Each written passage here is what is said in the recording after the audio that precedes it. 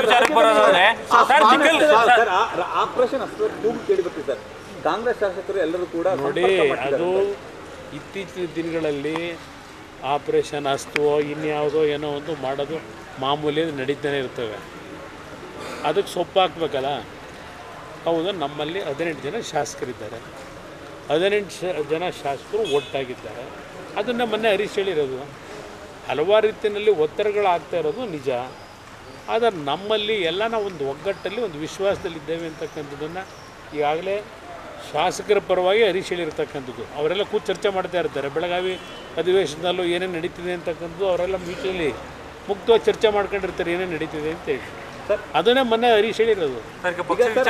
ನಿಖಿಲ್ ಕುಮಾರಸ್ವಾಮಿ ಅವರಿಗೆ ಪಟ್ಟ ಕಟ್ಟೋ ವಿಚಾರದಲ್ಲಿ ಪಕ್ಷದಲ್ಲೇ ಅಪಸ್ವರ ಇದೆ ಅನ್ನೋ ಮಾತಿದೆ.